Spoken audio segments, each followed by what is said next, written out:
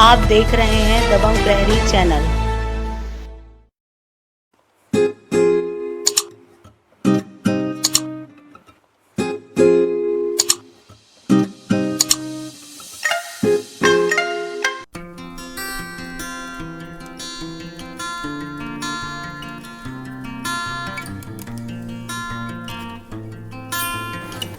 मैं मंगलकरण पांडे, मैं समाजवादी पार्टी के राष्ट्रीय अध्यक्ष, करोड़ों युवाओं की धड़कन, हम सबके प्रेरणा स्रोत माननीय अखिलेश यादव जी को बहुत बहुत धन्यवाद देता हूँ।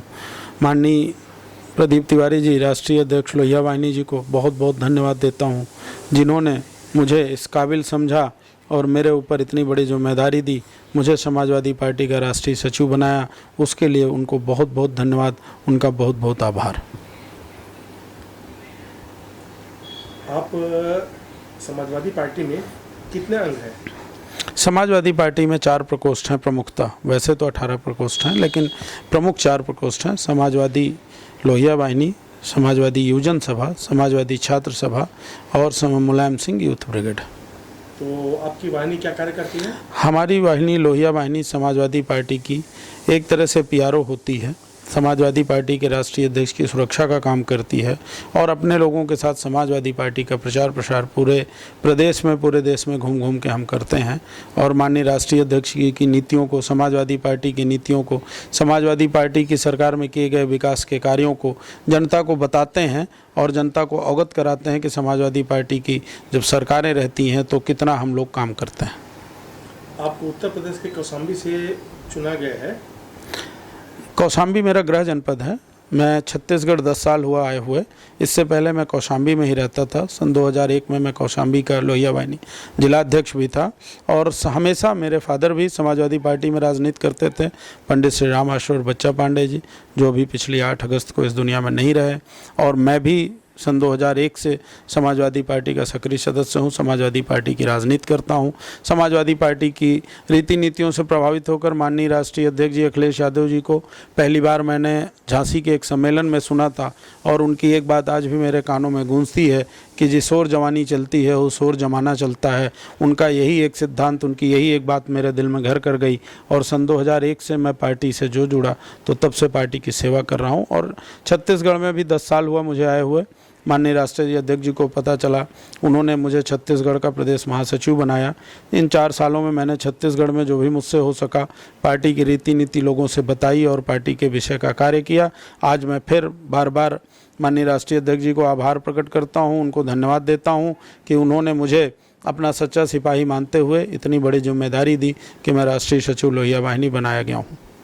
राष्ट्रीय अध्यक्ष ने जिस प्रकार से छत्तीसगढ़ से आपको चुना है, तो क्या छत्तीसगढ़ की राजनीति में कुछ चढ़ाव देखने को मिलेगा?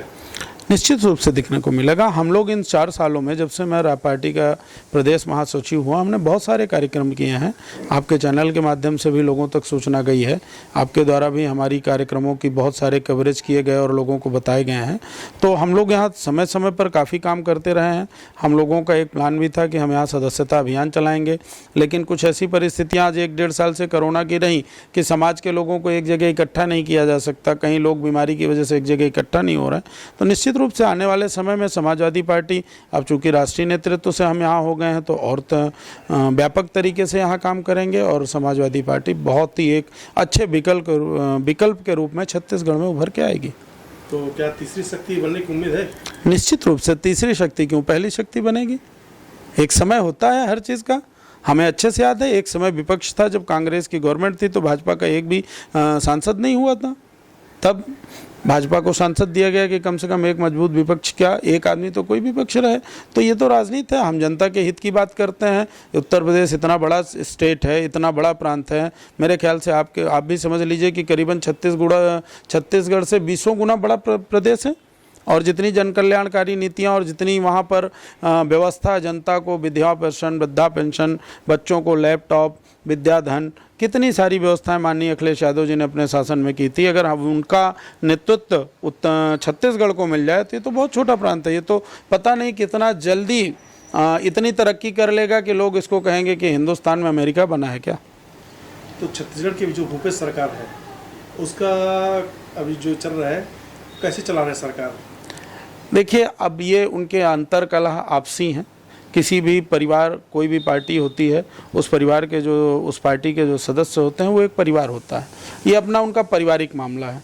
मेरी सिर्फ इतनी सलाह है कि परिवार में लड़ाई झगड़े होते रहते हैं, आप अपने पारिवारिक झगड़ों से जनता का नुकसान नहीं होना चाहिए। जो जनता के लिए ज़रूरी उपकारी कल्याणकारी योजनाएं हैं, जो जनता को सीधे प्रभावित करती हैं, उन योजनाओं के प्रति मुख्यमंत्री जी सचेत रहें और उन कल्याणकारी योजनाओं को जन जन तक पहुंचाएं। उनका अपना पारिवारिक मामला है। मुख्यमंत्री किसको बनना है, किसको नहीं बनना है, ये तो कांग्रेस के आला कमान, जो कांग्रेस के बड़े पदाधिकारी हैं, वो तय करेंगे। उनके विषय में हम कुछ नहीं कह सकते। हम सिर्फ इतना चाहते हैं कि छत्तीसगढ़ की जनता, आम गरीब जनता जो है, भोली भाली जनता जो है, पिछड़ी जनता जो है, उनके कल्याण की योजनाएं चलती रहें, उन तक उन योजनाओं के संसाधन को पहुँचाने का काम मुख्यमंत्री जी करते रहें। ऐसा ना हो कि उनकी जो है सरकार में कोई भी चीज़ कागज़ में बने और धरातल पर ना दिखाई दे। छत्तीसगढ़ कांग्रेस की जो सरकार की जो नीतियां हैं वो जनता के अभी योग्य हैं, उनसे फ़ायदा मिल रहा है जनता को कि नहीं? देखिए, छत्तीसगढ़ सरकार हो या केंद्र सरकार हो, ये दोनों, अब उनके विषय में कुछ कहना उचित नहीं है, लेकिन मैं ये जानता हूँ कि ये कागज़ पे काम ज़्यादा करते हैं, धरातल पे काम कम होते हैं। मेरा ये संदेश है आपके चैनल के माध्यम से, मैं माननीय मुख्यमंत्री जी से कहना चाहता हूँ कि मुख्यमंत्री जी, आप जो योजनाएं कागज़ पे बनाते हैं वो देखने में तो बहुत लुभावनी है और जनता की बड़ी हितकर है। मेरा ये कहना है कि उन योजनाओं को आप क्रियान्वयन पर ध्यान दें और वो योजनाएँ नीचे तक पहुँचें, ज़रूरतमंद व्यक्ति तक पहुँचें, तभी आपकी सरकार की महत्ता होगी। दबंग प्रहरी समाचार देखने के लिए आप गूगल पर www.dabangprahari.com में जा सकते हैं या हमारे व्हाट्सएप, शेयर चैट, टेलीग्राम और इंस्टाग्राम पर भी पढ़ सकते हैं। साथ ही साथ यह गूगल प्ले स्टोर पर उपलब्ध है। यूट्यूब चैनल पर भी इसे देख सकते हैं। आप इसे लाइक, शेयर, सब्सक्राइब ज़रूर करें।